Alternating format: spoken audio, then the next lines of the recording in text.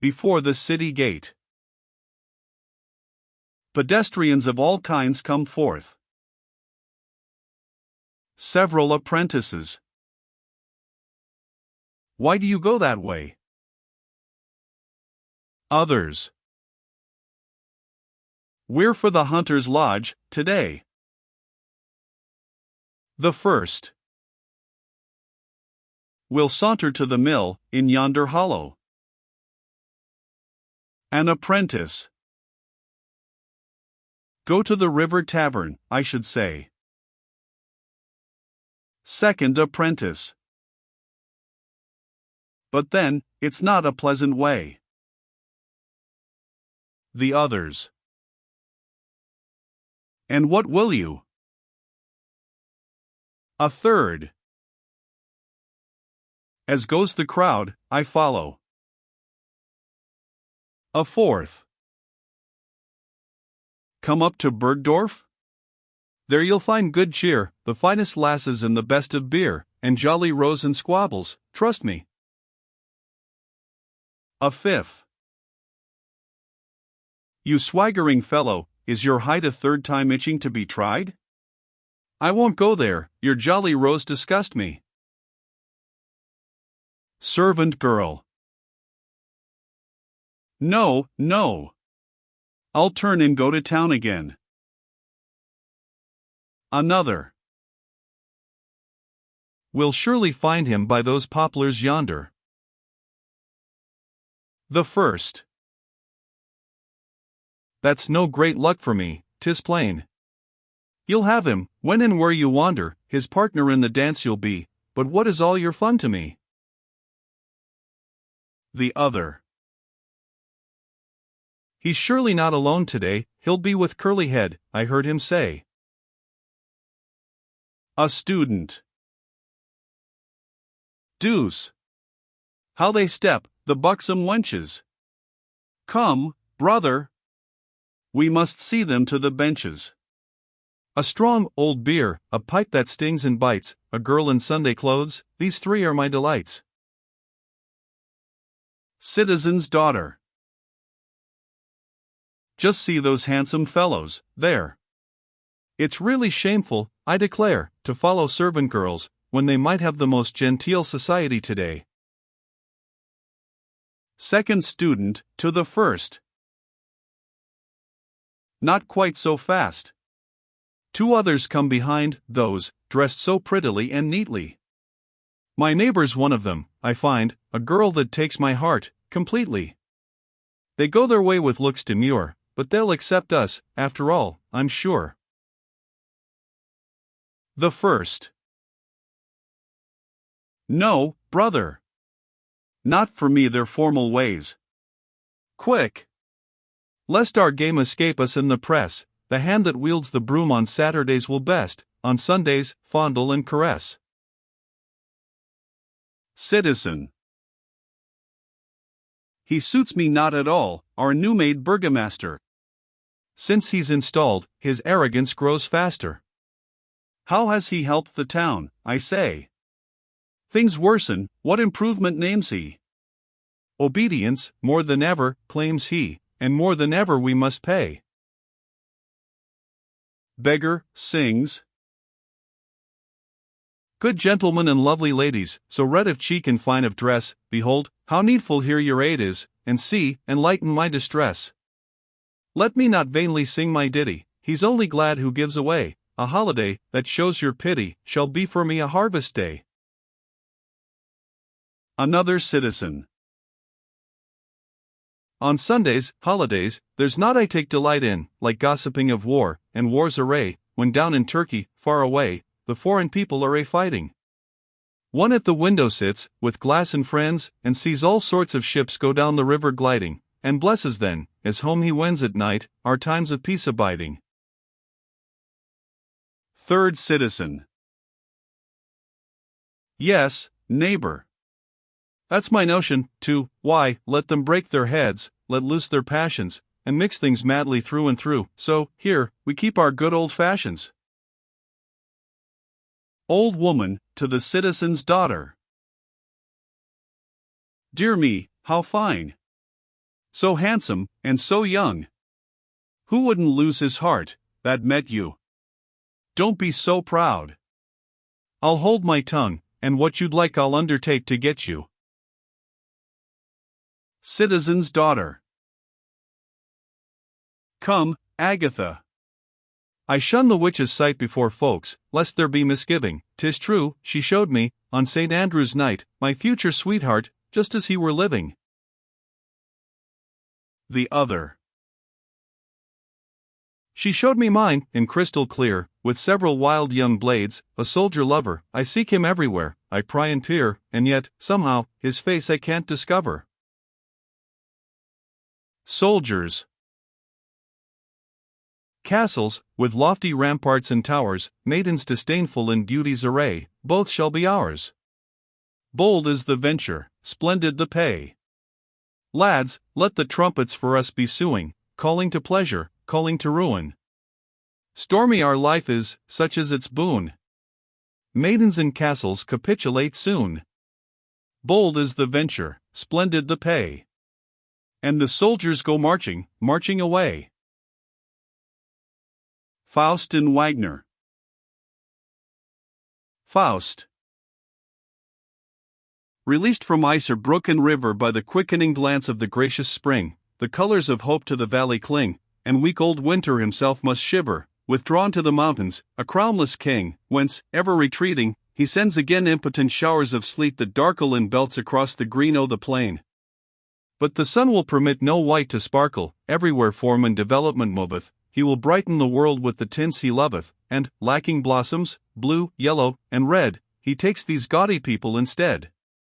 Turn thee about, and from this height back on the town direct thy sight. Out of the hollow, gloomy gate, the motley throngs come forth elate, each will the joy of the sunshine hoard, to honor the day of the risen Lord. They feel, themselves, their resurrection, from the low, dark rooms, scarce habitable, from the bonds of work, from trade's restriction, from the pressing weight of roof and gable, from the narrow, crushing streets and alleys, from the church's solemn and reverend night, all come forth to the cheerful light. How lively, see! The multitude sallies, scattering through gardens and fields remote, while over the river, that broadly dallies, dances so many a festive boat, and over Leighton, night is sinking, the last full wherry takes the stream. Yonder afar, from the hill paths blinking, their clothes are colors that softly gleam. I hear the noise of the village, even, here is the people's proper heaven, here high and low contented see. Here I am man, dare man to be. Wagner. To stroll with you, Sir Doctor, flatters, 'tis honor, profit, unto me. But I, alone, would shun these shallow matters, since all that's coarse provokes my enmity. This fiddling, shouting, ten-pin rolling I hate, these noises of the throng, they rave, as Satan were their sports controlling. And call it mirth, and call it song.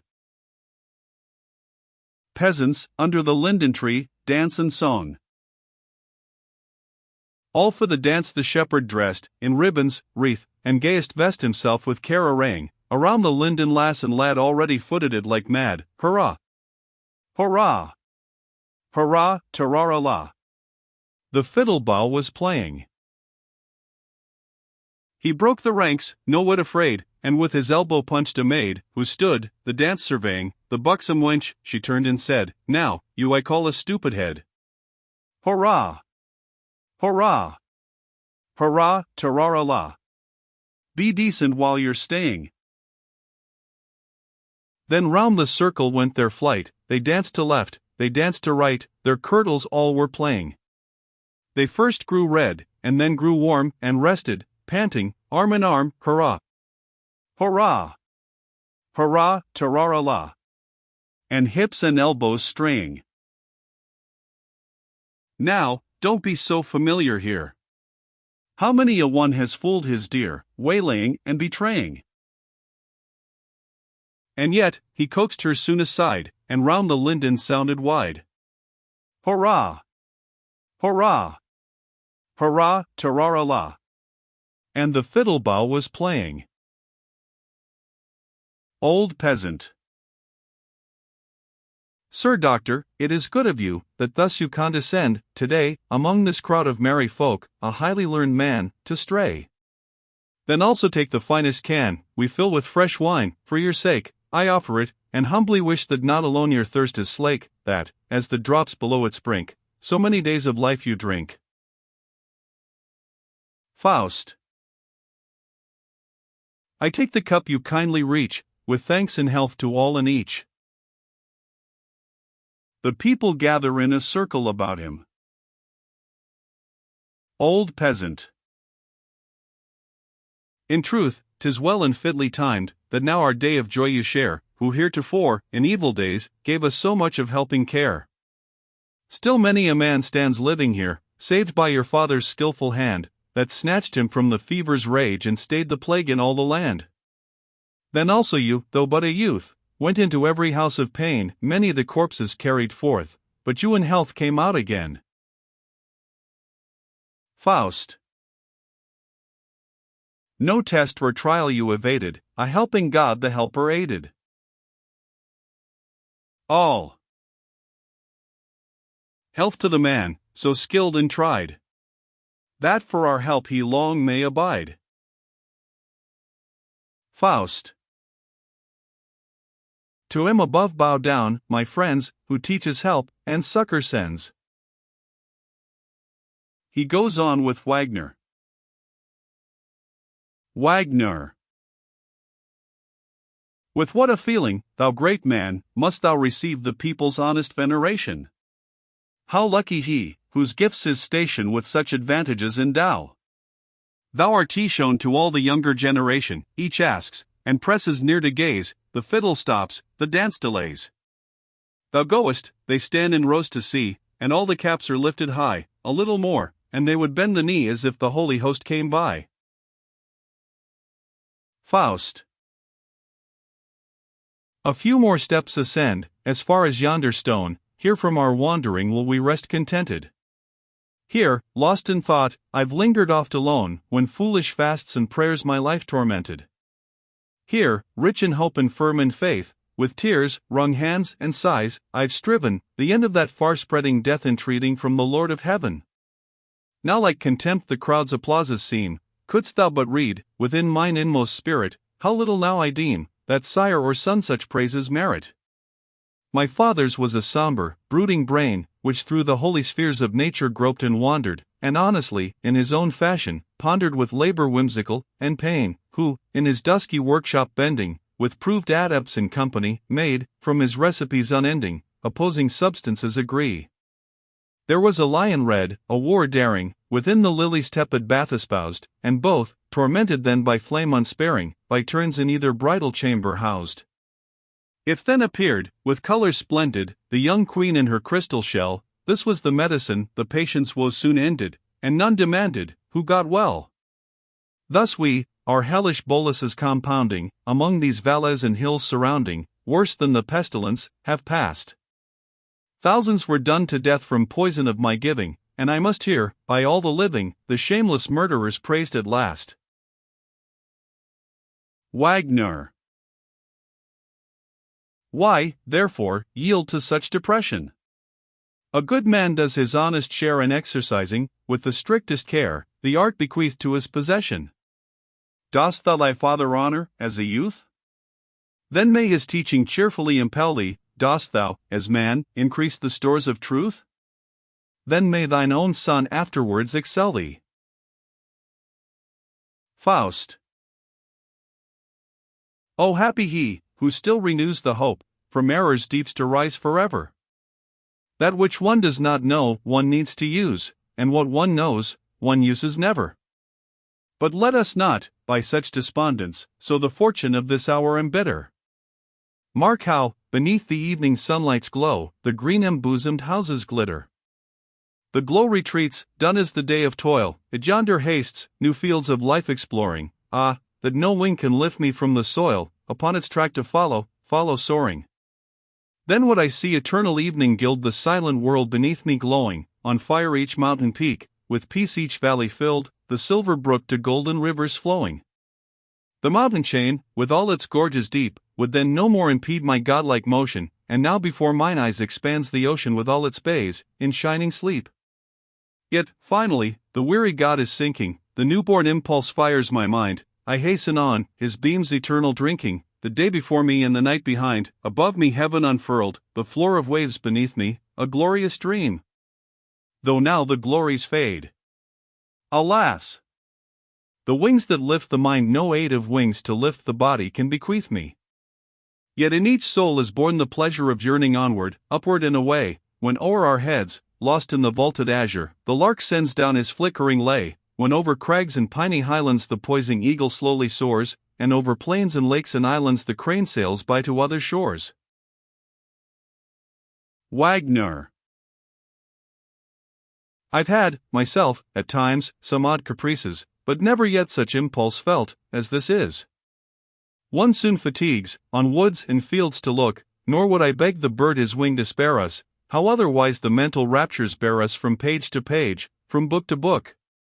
Then winter nights take loveliness untold, as warmer life in every limb had crowned you, and when your hands unroll some parchment rare and old, all heaven descends, and opens bright around you. Faust. One impulse art thou conscious of, at best, oh, never seek to know the other. Two souls, alas! Reside within my breast, and each withdraws from, and repels, its brother. One with tenacious organs holds in love and clinging lust the world in its embraces, the other strongly sweeps, this dust above, into the high ancestral spaces. If there be airy spirits near, twixt heaven and earth on potent errands fleeing, let them drop down the golden atmosphere, and bear me forth to new and varied being. Yea, if a magic mantle once were mine, to waft me o'er the world at pleasure, I would not for the costliest stores of treasure, not for a monarch's robe, the gift resign. Wagner. Invoke not thus the well-known throng, which through the firmament diffused is faring, and danger thousandfold, our race to wrong. In every quarter is preparing. Swift from the north the spirit fangs so sharp sweep down, and with their barbed points assail you, then from the east they come, to dry and warp your lungs, till breath and being fail you, if from the desert sendeth them the south, with fire on fire your throbbing forehead crowning, the west leads on a host, to cure the drouth only when meadow, field, and you are drowning. They gladly hearken, prompt for injury, gladly obey, because they gladly cheat us, from heaven they represent themselves to be, and lisp like angels, when with lies they meet us. But, let us go. 'Tis grey and dusky all, the air is cold, the vapors fall. At night, one learns his house to prize, why stand you thus, with such astonished eyes? What, in the twilight, can your mind so trouble?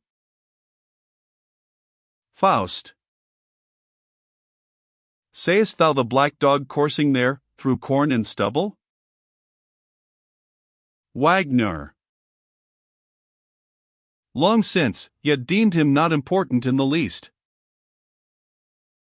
Faust. Inspect him close, for what taxed thou the beast?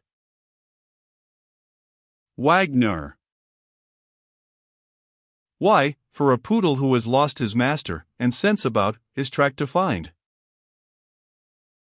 Faust. Sayest thou the spiral circles, narrowing faster, which he, approaching, round us seems to wind? A streaming trail of fire, if I see rightly, follows his path of mystery. Wagner. It may be that your eyes deceive you slightly, not but a plain black poodle do I see. Faust. It seems to me that with enchanted cunning he snares our feet, some future chain to bind. Wagner.